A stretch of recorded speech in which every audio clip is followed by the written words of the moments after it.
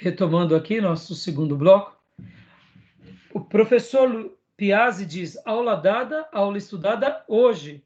Deixa eu fazer uma pergunta aqui para vocês. O Senhor chama o seu povo do quê? De que tipo de animal?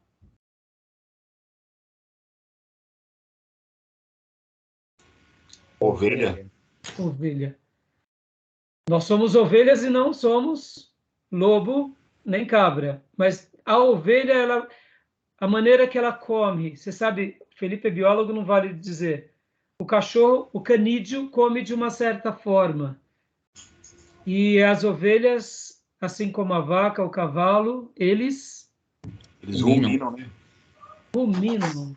E o que é ruminar? Biólogo, agora é a vez do biólogo. O que é ruminar, biólogo, Felipe? Oi, pastor, desculpa. O que é ruminar?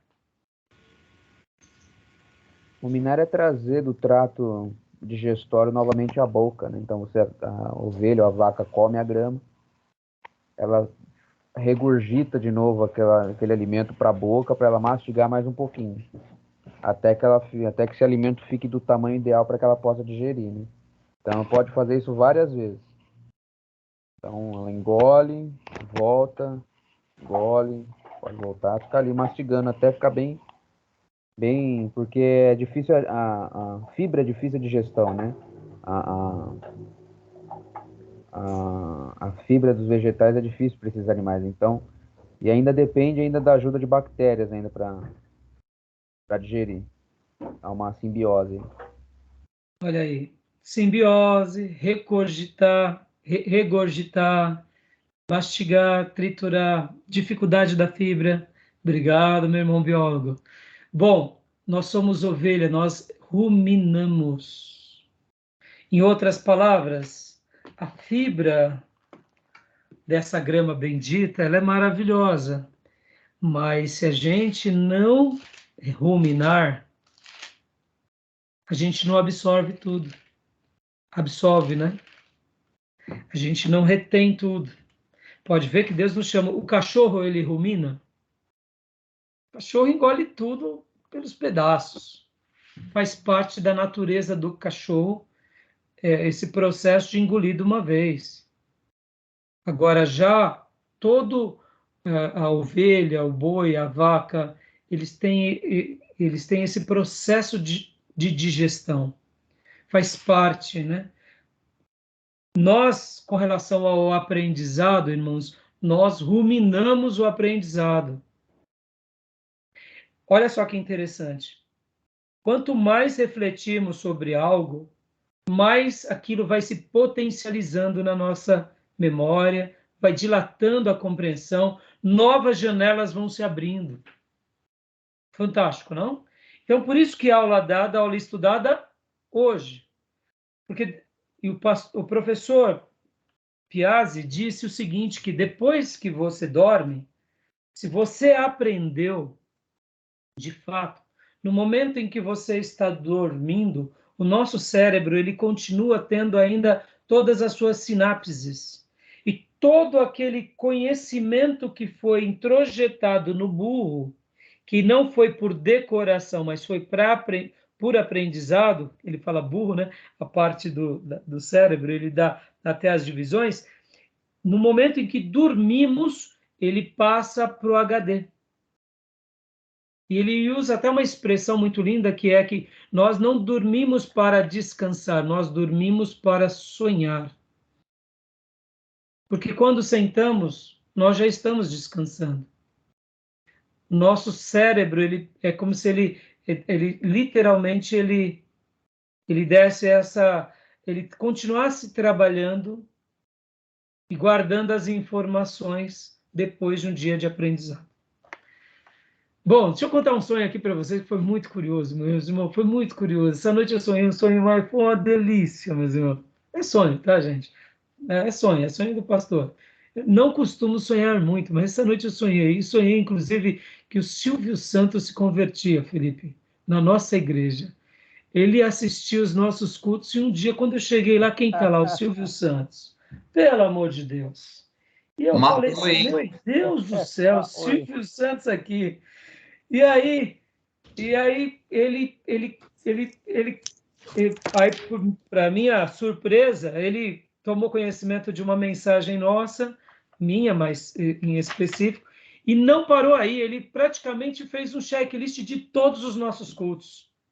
Então, muitas coisas ele já estava de cor e de salteado, estava chorando, estava emocionado, e a gente ficava assim, boquiaberto.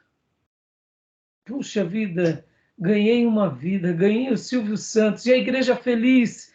E aí eu falava, vem dar o testemunho. E aí ele começava a relatar mensagens e mais mensagens que ele tinha ouvido, e a gente ficava admirado. E depois ele falava, Pastor Rai, eu quero ser discipulado, já quero começar o seminário.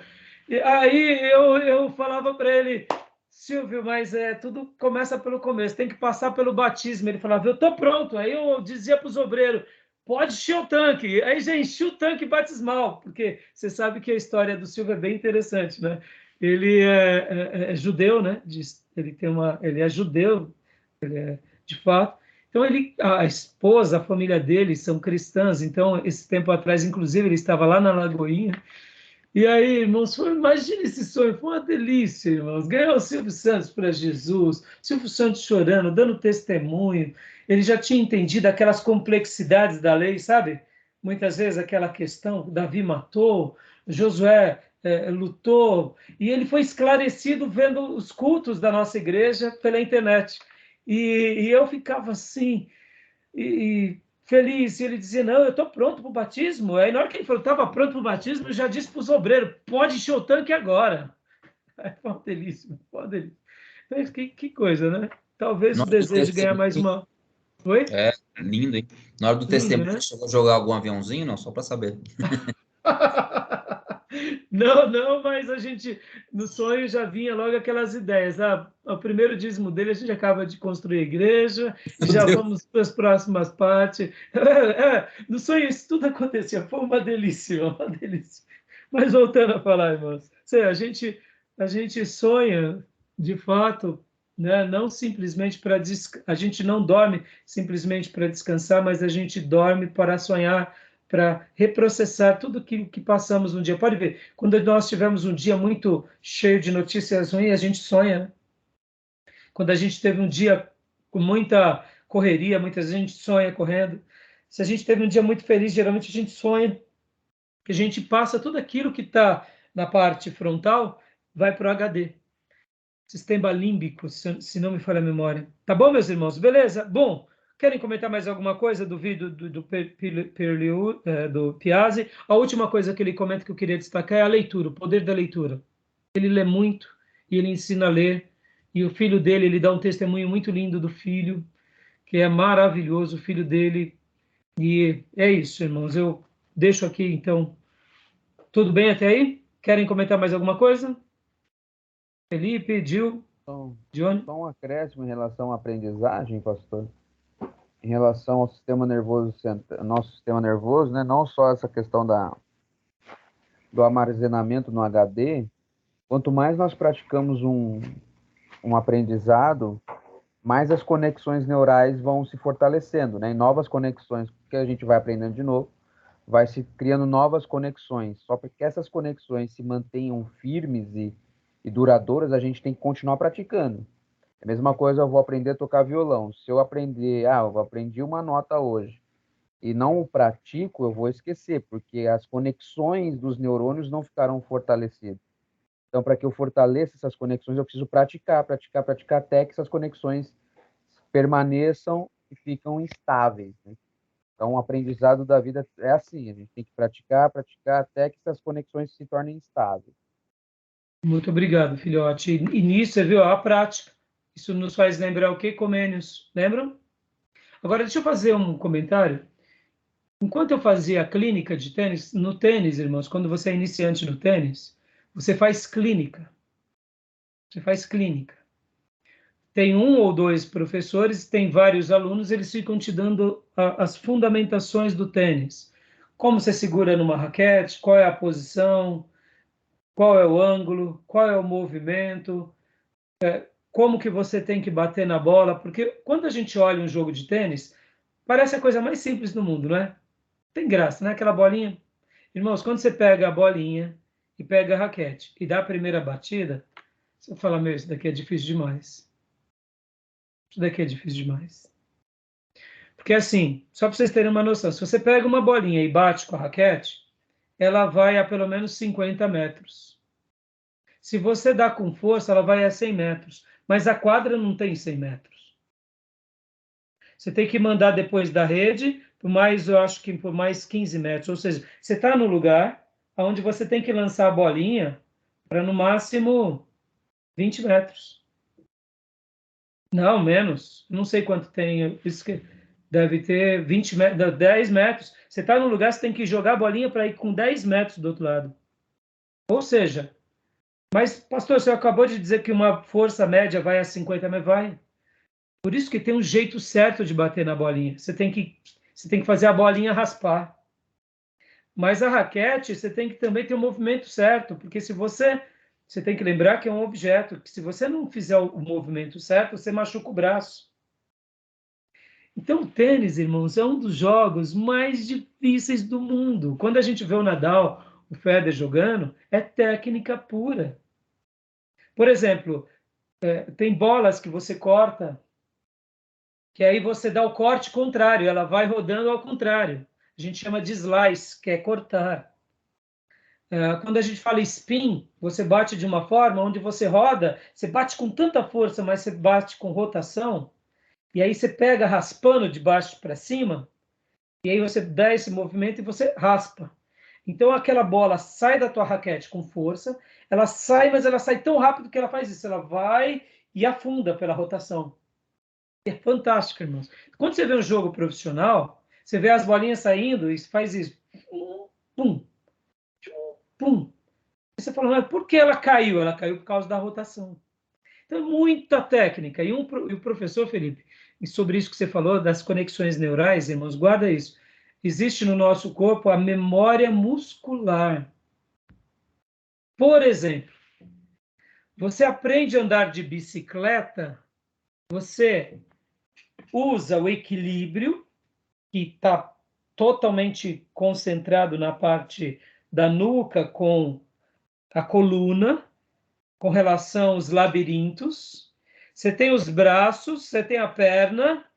Então, todo o jeito de andar de bicicleta, você está usando a memória muscular.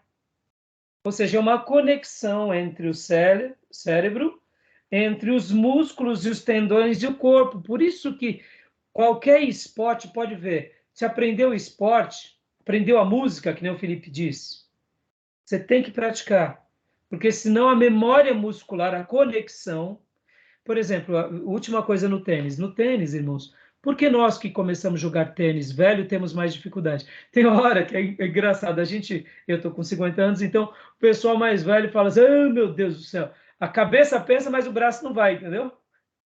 Porque quando a gente é novo, o que acontece? Você pensou, você já agiu, o reflexo, né? Mas com o passar do tempo, o reflexo é mais lerdo. Então, você pensou em fazer, está pensando aqui, ó, mas o braço não foi. Entendeu? É memória muscular, mas o exercício vai estreitando esse reflexo, por isso que entra a prática.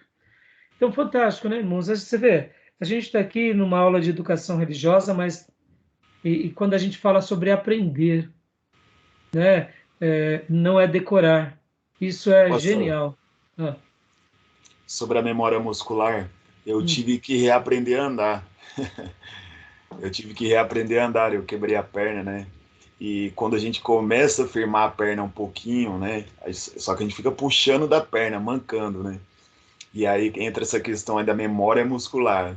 O fisioterapeuta, eu lembro que ele falava, olha, você vai ter que puxar a memória do seu músculo novamente, senão você vai ficar mancando, cara. Você vai ter que reaprender a marchar certinho, senão você vai ficar manco, tá fundo, tá raso, tá fundo, tá raso.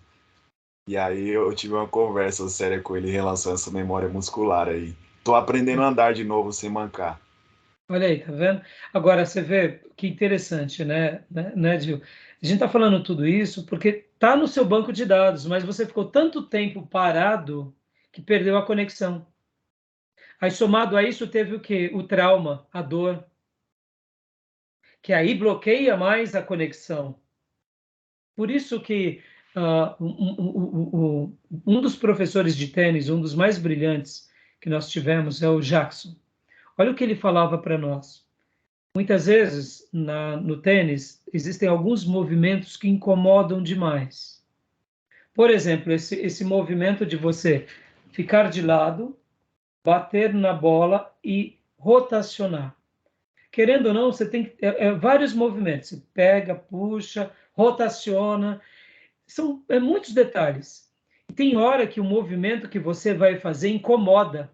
Por quê? Porque não é confortável. E o Jackson dizia o seguinte: faça mesmo, porque se está desconfortável, é a prova que você está aprendendo. Porque tem vezes que a gente quer fazer qual o movimento? Sabe jogar taco? Jogar taco? Você pega, que nem beisebol. É mais fácil fazer isso ou é mais fácil fazer isso, rotacionar? É muito mais fácil dar uma cacetada. Muitas vezes você está jogando tênis, você quer pegar a raquete, você quer dar uma cacetada nela. Mas a cacetada pode ser que você dê sorte, mas não é o jeito certo. Se você deu a cacetada, que nós chamamos de chapado, pode até funcionar. Só que o chapado, você cria um hábito de você fazer o movimento mais fácil, só que você tem vida curta. Por que você tem vida curta? Porque quando você precisar rotacionar, você não vai saber. Porque você executa o que é mais fácil, não o que é correto. E aí o Jackson falava o seguinte: não tem problema, está desconfortável, então insiste, para que aquilo que agora é desconfortável passe a fazer parte do movimento e uma hora você vai ter até um certo prazer. Por quê? Porque você dominou aquele movimento. Interessante, né? E é assim na vida, irmãos. Agora vamos aplicar tudo isso no estudo. Irmãos, estudar é o quê? É criar o hábito de ler, de refletir, de gastar tempo, queimando pestanas. Então, eu acredito que a gente está no caminho certo. Tá bom, meus irmãos?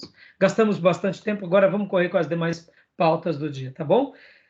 Depois, se quiserem comentar em outros momentos no nosso grupo sobre os assuntos, a gente continua a falar, tá bom? Meus irmãos, agora eu quero passar aqui para vocês, olha, o site lá da USP, olha só que interessante. O site da USP, que eu mostrei para vocês, ele vai ter o quê? Ele vai ter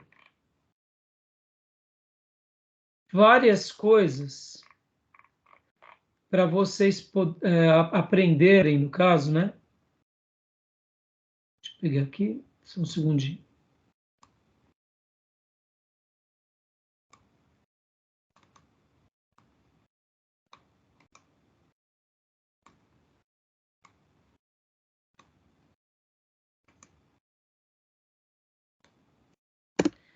E vocês vão ter um material muito bom sobre várias linhas e correntes pedagógicas.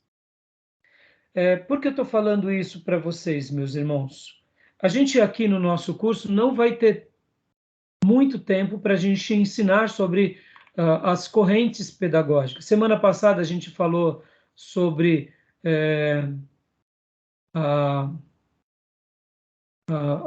Paulo Freire, comentamos sobre ele, comentamos sobre Comênios, comentei sobre Antônio Novoa. Existem, assim como na psicologia, existem várias linhas, várias escolas, na pedagogia é a mesma coisa, tá bom? Então aqui vai ser legal porque vocês vão poder aprender sobre várias correntes pedagógicas, tanto do século XX quanto do século XXI. E as implicações delas para nós. Aprender isso é importante porque os irmãos vão poder ver o leque da pedagogia. Agora, como eu disse, nossa proposta aqui não é literalmente trabalhar sobre as correntes. Então, eu quero agora mostrar aqui para vocês um outro artigo que eu peguei aqui. Deixa eu só abrir aqui para vocês. Hoje eu estava dando uma pesquisada, achei aqui um material muito interessante. Deixa eu mudar a janela aqui para vocês. Olha só.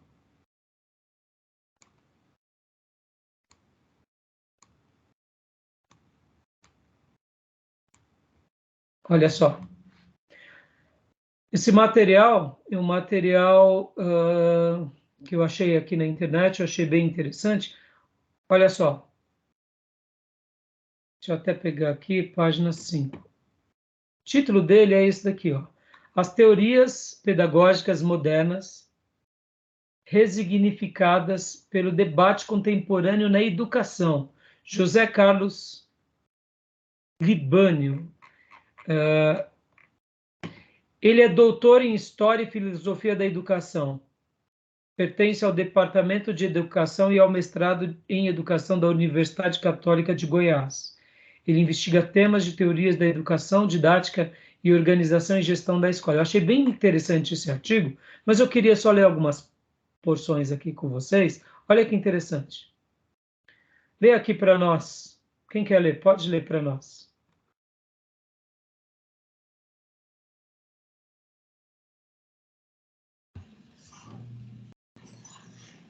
Ixi, pastor, ficou cinza aí. E agora? Tem um quadradão cinza aí, bem no meio. Saiu. E agora? Saiu. As teorias pedagógicas modernas. Penso ser acertado dizer que as teorias modernas da educação são aquelas gestadas em plena modernidade, quando a ideia de uma formação geral para todos torna lugar na reflexão pedagógica. Comênio lança em 1657 o lema do ensinar tudo a todos e, não por acaso, é considerado o arauto da educação moderna. O movimento iluminista do século XVIII fortalece essa ideia de formação geral, válida para todos os homens, como condição de emancipação e esclarecimento. As teorias pedagógicas modernas estão ligadas, assim, a acontecimentos cruciais como a Reforma Protestante, o Iluminismo, a Revolução Francesa, a formação dos Estados Nacionais, a industrialização. Tá bom até aí. Tá bom. Olha, vocês viram, então, a pedagogia contemporânea está ligada a tudo isso. Você viu que esse artigo ele é bem fundamentado, que ele até traz Comênio. E aí ele traz as linhas do que aconteceram na história, mostrando que hoje as teorias pedagógicas elas estão diretamente e indiretamente sincronizadas a tudo isso. E agora aqui ele vai dar vários pedagogos, né? E vários filósofos que falam sobre como essa educação ela foi sedimentada até os nossos dias. Então, assim, eu achei muito legal a abordagem do nosso colega aqui, e aqui eu queria mostrar só mais uma coisa que ele vai mostrar sobre aqui, ó. 4 das correntes pedagógicas contemporâneas. Aí ele traz as correntes e ele traz as modalidades. Olha que interessante. Como eu disse para vocês, irmãos, a gente não vai ter tempo de ficar estudando, por exemplo, construtivismo, várias escolas de pedagogia. A gente não vai gastar tempo porque a nossa proposta é a pedagogia de Jesus. Simples assim. No entanto, a gente pode estar agregando conhecimento se tivermos a oportunidade de mergulhar mais nesse material, tá? Que são essas correntes, essas linhas pedagógicas, né? Aí ele vem aqui, ó, racional tecnológica, modalidades ensino de excelência, ensino tecnológico. Neocognitivas, construtivismos pós-piagetiano. Aí depois vem aqui sociocríticas, aí vem ciências cognitivas. Não, ciências cognitivas ainda está dentro de neocognitivas. Aí vem sociocríticas, que aí vem aqui dentro, no caso, as modalidades, né?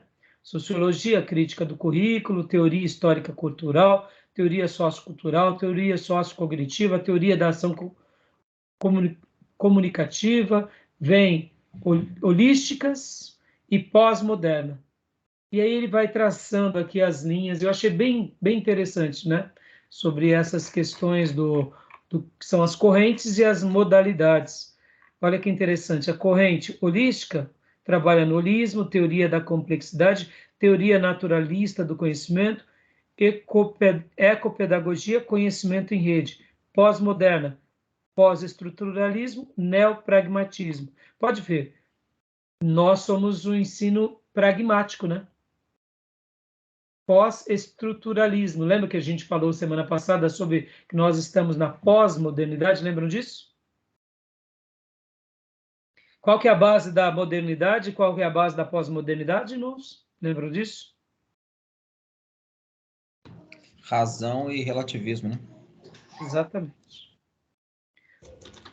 Aquilo que se prova e aquilo que é relativo, aquilo que é plural, aquilo que é secular. É o relativismo na sua essência, né? Tá bom? Então, nós não estaremos aprendendo sobre as teorias, por quê? Porque a nossa fundamentação é qual? É a pedagogia de Jesus. Simples assim. Agora indo para o meu terceiro ponto aqui, irmãos.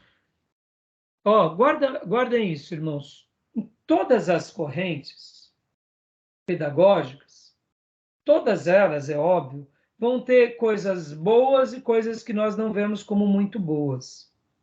Vamos pegar um exemplo aqui para eu fazer um paralelo, irmãos. Quando nós falamos sobre sistemas de governo, nós somos uma república. Nós preferimos república ou monarquia? O que vocês acham, de modo geral? Eu prefiro república. República. Difícil dizer, né? A gente não República. tá vivendo a monarquia, né? Hã? A gente não chegou a experimentar a monarquia, é difícil saber, né? Difícil saber, exatamente. Isso que eu ia falar, mas como você. Era essa a minha brincadeira que eu ia fazer, mas vem cá. Agora Aliás, vamos lá. É um uma dos pontos da república. monarquia positiva é o que faz falta para nós aqui. Oi? E é um dos pontos positivos de uma monarquia é o que nos faz falta hoje, que é o poder moderador do rei ou do imperador. Também. A bagunça toda seria resolvida com um bom rei que fosse o poder moderador da chega. Então, percebam, irmãos, mas desde que o mundo é mundo, a gente tem a teocracia, que é o governo divino sobre uma nação, temos monarquia, temos república, temos tantos sistemas de governo ao longo desses 2000 anos. E temos o Brasil. E temos o Brasil. Boa. Temos, desde que o homem é homem, né? A gente tem, nesses milênios, tantos sistemas de governo, autocracia, temos o parlamentarismo, temos... Olha, irmãos, eu não sei nem citar todos eles aqui, mas o que eu quero dizer, irmãos? Todos eles têm um lado bom e um lado ruim. Preferimos um em detrimento do outro pela experiência. Enxergamos que a democracia ela é melhor desde que os valores democráticos fossem realmente zelados. No nosso caso, a nossa democracia ela é totalmente falha, totalmente, ela carece de coisas melhores. No entanto, dos males ainda é o menos ruim. Mas por que eu estou falando tudo isso? Em tudo que existe com relação a governos, a leis, a gente tem que aprender uma coisa. Existem, dentro de um ensino, a gente costuma dizer que existem valores. Tudo que uma religião trata, ela trata da sua espiritualidade, mas ela trata também de valores. O que nos falta como brasileiro é o resgate de valores.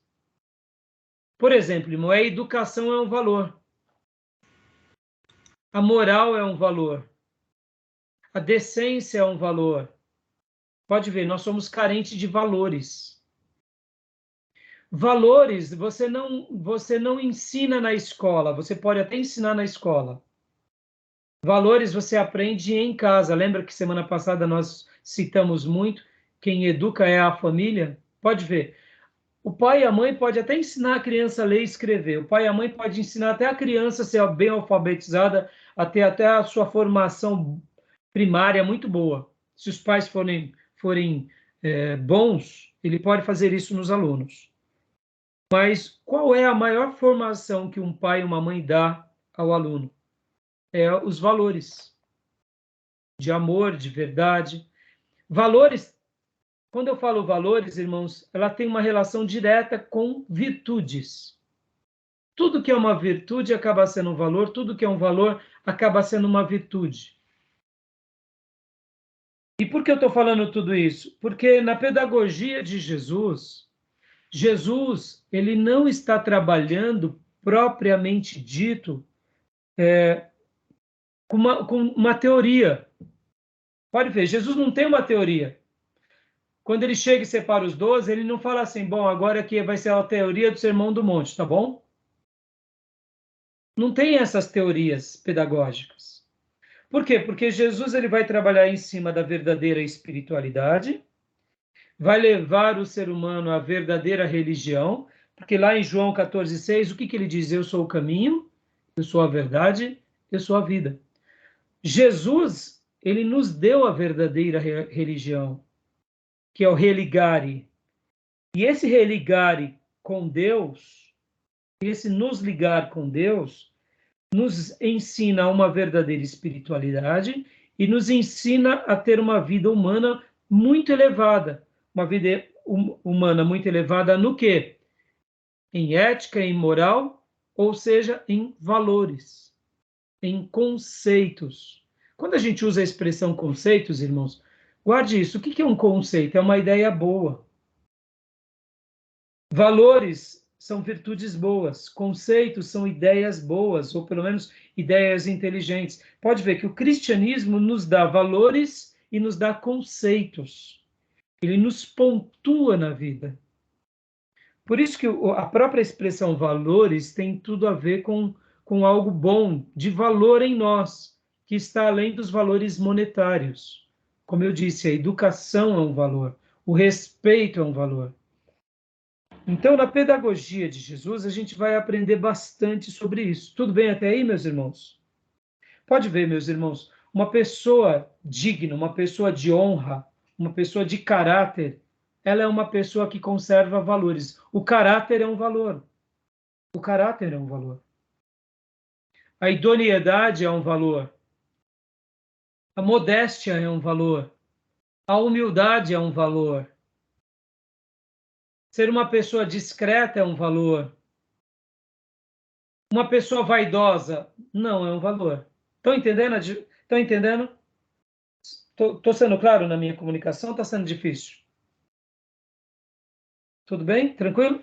Então, agora, indo para a apostila, da onde paramos semana passada, e eu vou passar para vocês, meus irmãos, agora guardem isso, eu vou tentar mandar para vocês ainda essa semana, porque eu não achei esse material. Se eu achar ele até sexta-feira, eu mando para vocês, senão eu dou mais um prazo. Mas vocês vão ouvir 3 áudios, guardem isso. Presta bastante atenção. Pastor Johnny, irmãos, 3 áudios do pastor Carlos Queiroz. Eu vou passar para vocês, assim como eu passei esse momento de decisão, tá bom? Eu passo, se der pelo WhatsApp, eu passo pelo WhatsApp, senão eu mando pelo Google Drive. Beleza. Por que eu vou mandar esse material do Carlos Queiroz para vocês? Porque esse pastor é um pastor nordestino, é um pastor cearense, mas ele é uma das maiores autoridades no nosso país sobre o Sermão do Monte. As pregações deles, os estudos e os livros deles sobre o Sermão do Monte são simplesmente fantásticos. E eu recomendo que vocês ouçam, assistam tudo que tiver na internet do pastor Carlos Queiroz. É uma benção. E agora, então, partindo do pressuposto que a gente está falando sobre isso, vamos lá para a nossa apostila. Tudo bem até aí, meus irmãos? Tranquilo? Ficou claro? Pastor Gil? Pastor Johnny? Gil? Felipe? Ô, pastor. Então nós teremos que ouvir o Nevoa, né? E esses 3 áudios que você está passando agora, né? O Novoa não tem prazo. Não tem prazo, tá? O Novoa você pode assistir até o final do semestre, do trimestre. Ok. Novoa é um extra, Tá? né?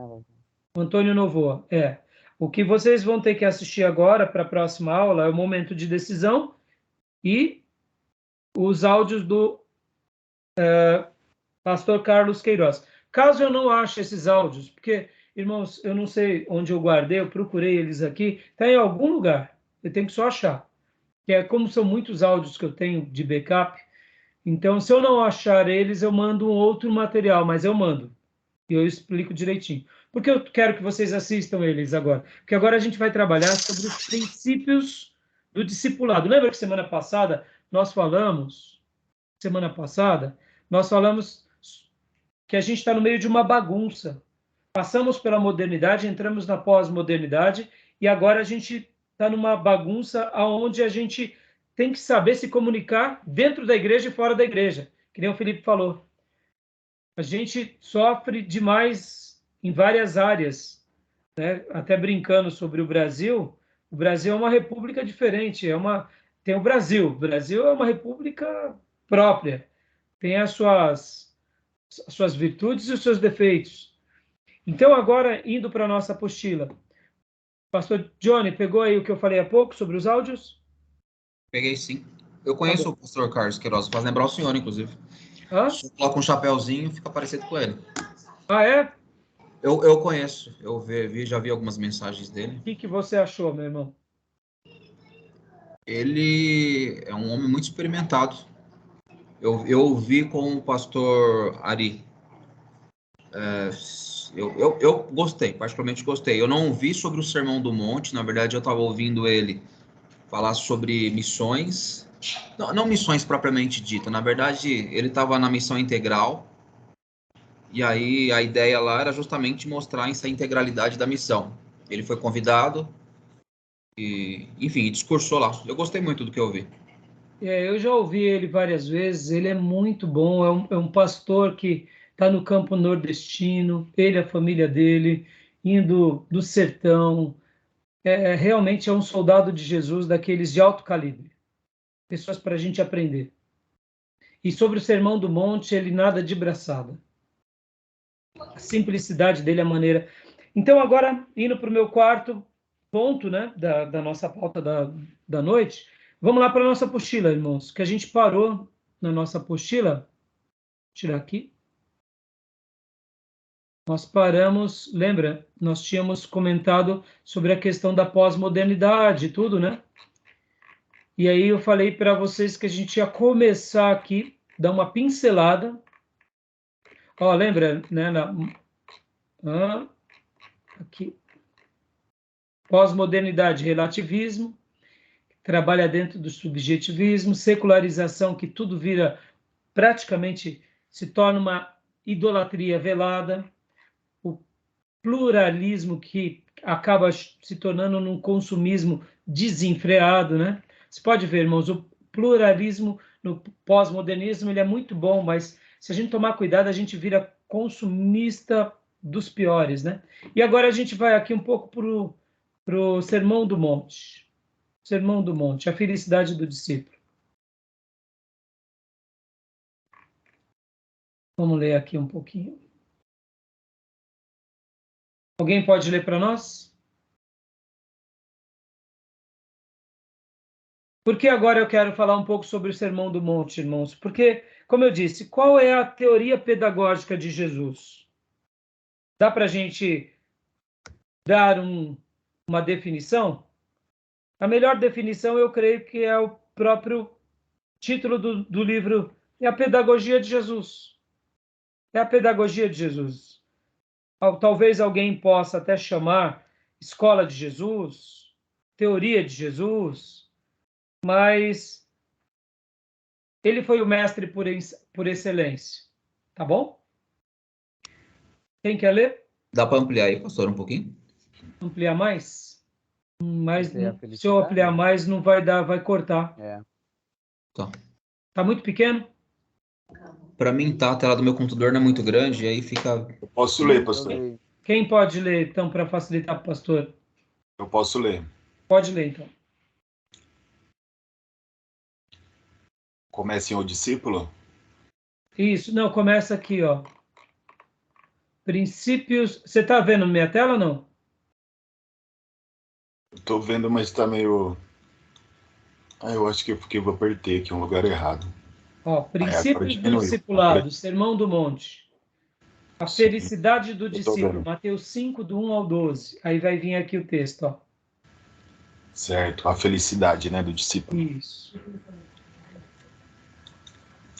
A felicidade do discípulo está centrada na arte de viver como luz do mundo. Portanto, como quem já tem a virtude em si. E, como consequência, já não depende da ação do outro para ser que é. Ele ama porque é assim o seu modo de ser. Tem fome e sede de justiça, porque é assim a natureza de seus apetites. É pacificador porque a paz é fruto da sua essência de vida. Aqui o pastor Maurício, na sua apostila, ele está trabalhando sobre essas questões e ele acaba sendo muito feliz ao relatá-las, porque a gente vê que, de fato, né, a felicidade do discípulo está porque é assim que ele é. Assim como o mestre escolheu amar, o discípulo escolhe viver assim. E eu, particularmente, acredito que isso tudo é fruto do poder de Deus transformando o discípulo, que naturalmente transforma o discípulo e faz desse discípulo sal e luz. Alguém que tem fome e sede de justiça. Porque assim é a natureza. Ele é pacificador, porque a paz é a essência dessa vida. Ou seja, os valores do discípulo não são os valores da sociedade. Sempre vai ser assim. Continua para nós a automotivação do discípulo.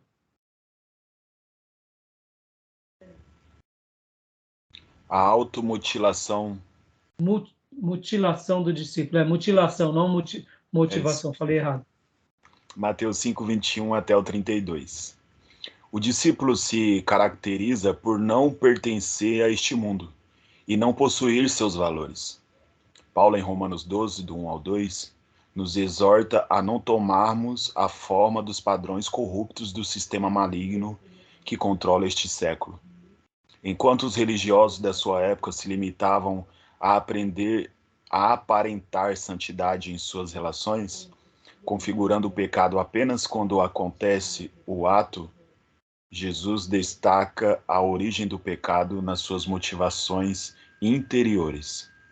Aqui é claro que o nosso pastor, ele quando menciona na apostila mutilação, não é aqui a mutilação pela mutilação, mas é a mutilação da renúncia, né, de não fazer parte ou de não, como diz o texto de Romanos, né, não se conformar, entrar na forma.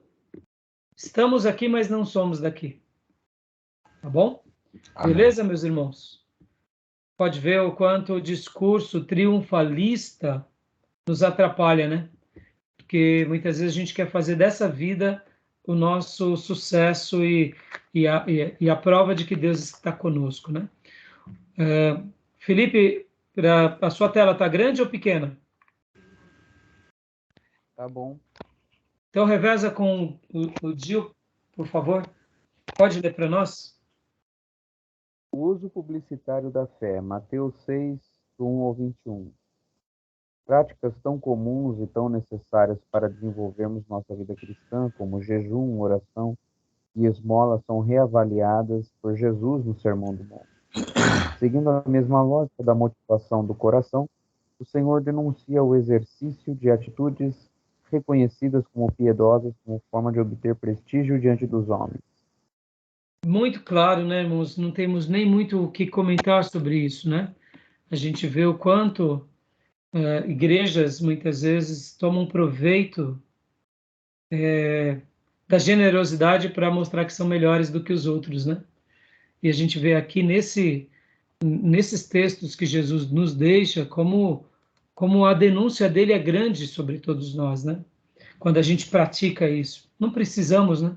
Jejuar, mostrar para ninguém, orar, mostrar para ninguém, fazer obras sociais, mostrando para ninguém, nem demonstrando piedade, né? Pode ler para nós, Gil, agora, por gentileza.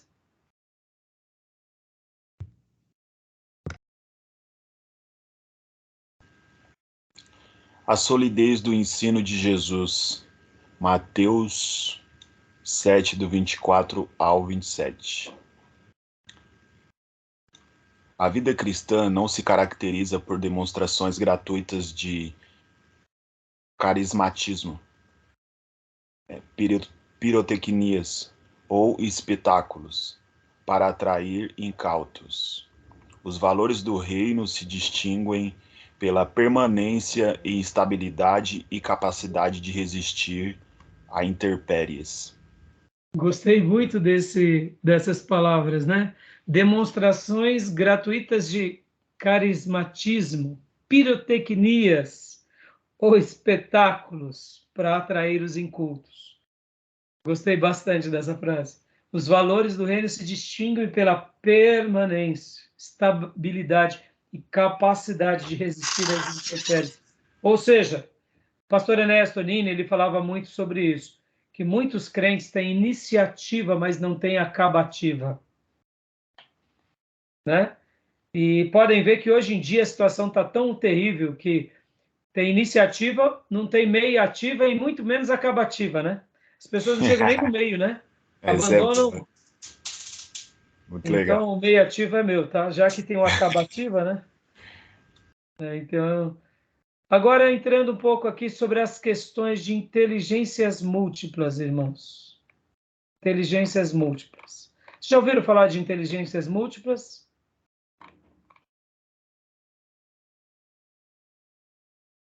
Isso que eu não tô. Não me recordo. Não? Não tinha ouvido falar ainda. Não? Isso daqui é muito legal. Inteligências múltiplas. Como que sempre foi visto o fator de inteligência de uma pessoa? A gente fazia o teste de QI, não é? Não era assim antigamente? Teste de QI. Então, na realidade, o que acontece? Quando a gente pega uma pessoa apenas pelo QI, será que quando a gente faz uma prova de QI em alguém, aquele QI já representa toda a inteligência daquela pessoa? Não, O que vocês acham? eu creio que não, até porque a inteligência aqui, até onde eu lembro, no teste de QI, está avaliando Com certeza conhecimentos não. gerais, né? E tem inteligência Exatamente. funcional também, etc, né? Exatamente. Exatamente. Mas antigamente, vocês concordam comigo que todo tipo de inteligência, esse era um padrão a ser visto e observado? Não era Sim. assim? Sim. Antigamente, quando nós queríamos, por exemplo, vamos dizer assim, quando nós queríamos falar sobre inteligência, o que uma pessoa fazia? Ah, inteligência é exatamente isso. E pontuava que inteligência, por exemplo, era uma pessoa que tirou uma boa nota na prova. Isso era inteligência. Mas, na realidade, o que a gente aprende, meus irmãos? Deixa eu ver aqui uma foto para vocês. Inteligências múltiplas não é só tirar... Oi? Você já fez esse teste alguma vez? Eu nunca fiz esse teste, não. De QI? De QI. Então, Ou se fiz, não antigamente, lembro. se avaliava uma pessoa pelo QI, lembra disso? Uma pessoa, seja ela quem fosse, a gente avaliava ela pelo QI, né? Então, por que eu estou falando isso? Eu nunca fiz um teste de QI, mas geralmente, antigamente, as pessoas não. Qual é o seu QI? Lembra disso? Ah, o meu QI é tanto. Ah, o meu QI é. As pessoas geralmente não tinham um critério de avaliação para saber se a pessoa é muito inteligente ou não, Eu sou da fase do que indica. do que indica. Exato. Então, deixa eu só abrir aqui um gráfico para vocês, ó. Deixa eu abrir aqui. Aqui, Joé.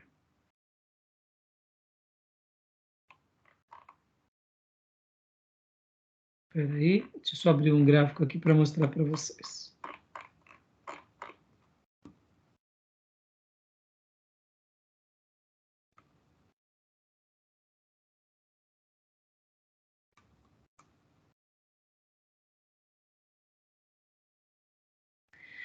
Então, quem indica, né, pastor? Mais fácil quem indica, né? Não é garantia de sucesso, né? Mas funciona. Mas pode ser. Não é? Ó, abri aqui. Inteligências múltiplas é isso daqui, irmãos. Deixa eu compartilhar para vocês. Os estudiosos descobriram que uma pessoa, quando ela é avaliada apenas pelo QI tradicional, aquilo acaba sendo uma falha muito grande. Por quê? Porque antigamente, isso daqui é um pequeno tipo de inteligências, isso é chamada inteligências múltiplas. Os estudiosos descobriram o seguinte, que você não pode pegar uma pessoa e fazer um teste para ela de matemática, de português, ou de inglês, ou de história, geografia, e chegar a uma conclusão de que ela é inteligente. Por quê? Porque uma pessoa ela é muito mais do que uma prova. Porque esse sistema de avaliar uma pessoa pelo QI é um sistema cartesiano e ultrapassado. Por quê? Porque você pode até tirar uma nota ruim, mas você pode ser muito bom em alguma coisa. Vamos pegar um exemplo, irmãos. Eu não sei se vocês sabem, já foi feito algumas pesquisas. Os grandes CEOs, diretores, esses grandes homens do mundo de negócio, chegaram-se à conclusão, fizeram pesquisas, que a maioria deles eram medianos na escola. Eles não eram os melhores da escola. É um ou outro que acaba se tornando mais brilhante da escola. Mas como que eles poderiam ser medianos na vida acadêmica e se tornar grandes homens de negócio? O que vocês me dizem sobre isso? Como pode uma pessoa ser mediana na escola e ser um homem de negócios brilhante? O que vocês acham?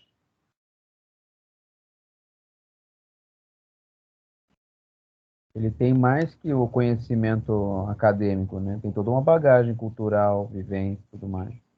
Ele é bom Não, em mas alguma aí coisa. ele é mediano. E lá no mercado de trabalho ele é um gigante. Ah, mas se na Porque ele escola sabe ele fazer muito fosse... bem aquilo, né? Hã? Eu sou péssimo em matemática. Mas no que eu me pretendo a fazer, eu faço bem. Ou Então, pelo você menos entendeu? tento, né? É bem por aí. Muitas vezes a gente tem uma percepção de que a pessoa tira 10 em tudo, ela vai ser um gênio. Pode até ser um gênio, pode até ser um catedrático, mas isso não quer dizer que no mercado de trabalho ele vai ser um empreendedor.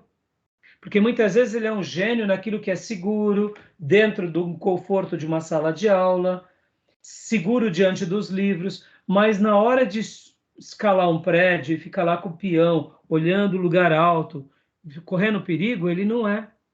Estão entendendo?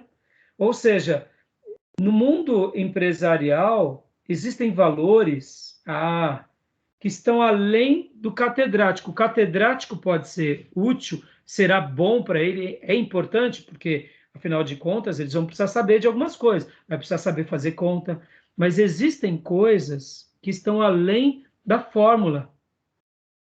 E é em cima de experiências como essa e pesquisas que os pesquisadores, ao verem o sistema de QI, de prova, de avaliação cartesiano, fechadinho, chegaram à seguinte conclusão, que existe inteligências múltiplas, e aqui a gente está vendo alguma delas. Ó. Olha, então, por exemplo, são vários tipos de inteligências múltiplas, né? Que, no caso, as pessoas têm, né? Por exemplo, deixa eu pegar um outro desenho aqui. Aqui. Esse daqui, ó. Tá dando para... acho que vocês não vão ver direito essa figura. Tá muito ruim essa figura. Deixa eu tentar... Deixa eu ver se eu pego uma outra. Mudar de tela ou janela. Ó, essa daqui... Vê se vocês conseguem ver. Deixa eu ver. Ó. Chegaram-se à conclusão... Inteligências múltiplas de Howard Gardner. Ele que foi a pessoa que falou o seguinte: o ser humano, todos os seres humanos são dotados de inteligências. Então, eu não posso, sendo matemático, me considerar melhor do que uma pessoa, por exemplo, que tem uma competência linguística. Eu tenho uma competência matemática, o outro tem uma competência linguística. Por exemplo, Felipe, você tem uma competência naturalista. Entendeu? Concorda? O que é o biólogo, por excelência? Ele compreende a natureza, Sim. né? Mas não necessariamente a matemática. Você acabou Deus me de dar livre. uma descrição do que era para nós, do que era ruminar tecnicamente. Você falou dos processos e até falou das bactérias, que eu nem lembrava, entendeu? Então, a pessoa que domina as línguas, que é um poliglota, ele não pode se considerar melhor porque fala 10 idiomas. Nem o naturalista, porque conhece da biologia. Cada pessoa é dotada de uma competência, por isso que é chamada de inteligências múltiplas. Tem pessoas, ó, interpessoal, intrapessoal. Aqui é a questão relacional. Vamos pegar aqui, como eu brinquei há pouco, do meu sonho, Silvio Santos. É uma pessoa magnífica, ele sabe se comunicar como poucos, ele sabe interagir. O sistema lógico, aí está toda a área e todas as faculdades da lógica, linguísticos, musical, gente. Pastor, musical é uma habilidade, é uma inteligência? Claro que é um Beethoven. O músico, por excelência, irmãos. A música é uma linguagem. A música é maravilhosa. Questão espacial, de espaço, de localidade, de geografia, e a corporal sinestésica. O que vocês entendem como corporal sinestésico? O que vocês acham que é isso daqui? Eu nunca ouvi esse termo. Eu estou vendo aqui, é coordenar mente e corpo, né? Uma coordenação tá interligada, né? Mente e corpo. Exatamente, pastor. Exatamente. Aqui, olha só. Depois vocês pesquisem um pouco na internet. Deixa eu mudar de aba agora. E quem não se encaixa em nenhuma delas? Tô preocupado aqui, porque... Eu ia fazer a mesma pergunta. Vou te falar uma coisa. Você faz pão, tá? É. Boa. Só de fazer pão já só falsa modéstia caiu por terra. Então fechou. Né? Aqui, ó. Vamos lá. Ó, calcule o seu QI gratuitamente. Eu peguei por acaso esse site, tá? Mas assim, olha aqui, ó. Inteligências múltiplas. Aí vem aqui ó, uma definição, ó. Inteligência linguística, domínio do idioma, inteligência interpessoal, capacidade de estabelecer relacionamentos. Essa questão interpessoal, irmãos, o embaixador, um diplomata, né? Intrapessoal, lógico-matemático, musical, espacial, inteligência corporal sinestésico, tem a ver com a questão de esporte, tudo que é esporte, dança, irmãos, está aqui, ó.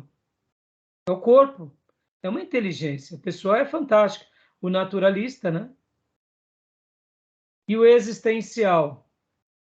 Alguns vão trabalhar como dentro, o existencial seria uma nona. Antigamente eram 8 inteligências múltiplas, agora tem o existencial.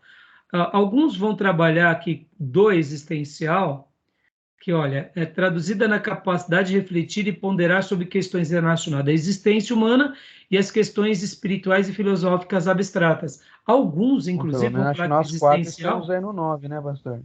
não, sim. O pastor, Aí, ele é aqui, ó. totalmente existencial. A minha Ufa, pode ver obrigado. que aqui, ó, esse gráfico aqui está muito legal, esse desenho, né? Porque você pode ver que aqui ele vai mostrando o que cada um desses é. Eu não tenho dúvida. A questão, alguns vão chamar existencial, mas alguns vão chamar esse existencial de espiritual. Podem ver, irmãos, um sacerdote, um pastor, um padre, a vida dele é o trabalhar com metafísico, né? O questionar o sentido da vida e da morte. Lógico, matemático, quantificar dados e avaliar hipótese. Musical, diferenciar sons, ritmo, tons, timbres. Naturalista, compreender a relação entre os seres vivos e o ambiente. Espacial, perceber o mundo tridimensionalmente. Irmão, esse negócio espacial aqui parece bobeira, mas tem gente que se perde, se não fosse o GPS, estava perdido. E tem gente que parece que nasceu com mapa na cabeça, né? Intrapessoal, entender a si mesmo e aos seus próprios sentidos e desejos. Intrapessoal, dá para ver aquela questão da psicologia, do aconselhamento. Ó, linguística, lidar criativamente com palavras e símbolos. Corporal sinestésico, coordenar mente e corpo. Irmão, coordenar mente e corpo não é coisa tão fácil, não. Interpessoal, entender os sentimentos e motivação das pessoas, colocando-se no lugar delas. Também dando aquela ideia de tanto o intrapessoal quanto o interpessoal estão muito interligados, né? Entender a si mesmo e aos seus próprios sentimentos e desejos. E o interpessoal, entender os sentimentos e motivação das pessoas, colocando-se no lugar delas. Tem uma relação. Então, inteligências múltiplas é isso. Se você quiser saber mais sobre isso, Howard Gardner foi a pessoa que mais desenvolve sobre essa questão, tá bom? Então, por que o pastor Maurício colocou inteligências múltiplas na sua apostila? É simples, meus irmãos, porque é bom saber que áreas nós somos melhores, que área nós somos mais competentes. Tá bom? Tudo bem até aí? Ou deu para entender um pouquinho o que eram inteligências múltiplas? Tranquilo? Eu sim, obrigado. Ok. Né? E você é padeiro dos melhores, viu? Ai de você se fosse dia de faraó, você ia trabalhar para o faraó. Vou parar a gravação aqui. Combinado.